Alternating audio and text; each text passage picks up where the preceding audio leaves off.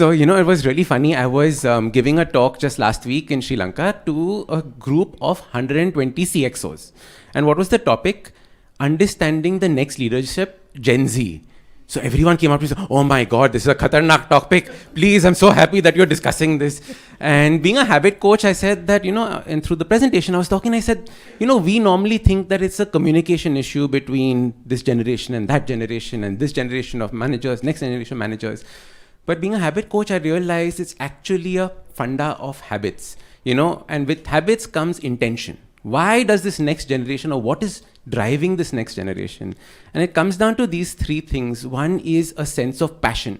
So is there a passion and purpose to what this generation has? The next is a sense of freedom. So this generation holds freedom above everything else. And the next part of that is fairness. Is there fairness taking place in what's taking in the actions that are happening, in the way the businesses are complying? So once I understood this, it was really funny. The people in the audience came out to me and said, Ashdin, this is the first time I've understood my employees and my son in the same time. So it was really funny hearing this. A little bit of background. So I started working with mom fairly recently. I started working with my father straight out of college. And the way that I like to talk about it is that he made me he gave me a designation one level above the water cooler, one level below the peon, right? So it was just like, you have to start doing everything. And there was always this aspect of you are different. I cannot show favoritism towards you. And there was always this thing and this cloud that hung over me. And I was always trying to, show that I'm different. And as a kid growing up, you always see, this person's judging me this way, this person's judging me this way. They're always comparing me to my parents. And that always played on my mind.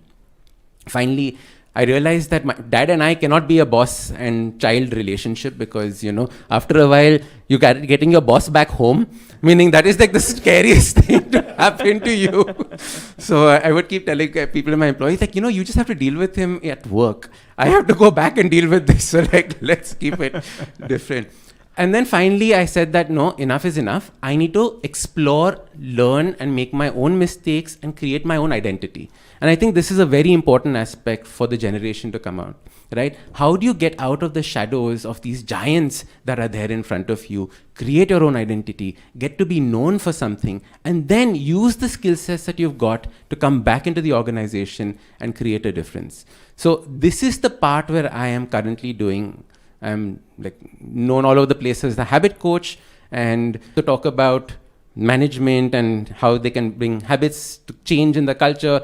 And that's what I'm bringing back to my companies. We have 5 different organizations, and with Light of Life Trust, we have fantastic management that is already there. So now it is me tweaking, giving training, using all that stuff that I've learned back into the business. So this is the way that I am seeing it develop. And instead of thinking about managing the next business, it's about creating leadership for the next aspect of this business.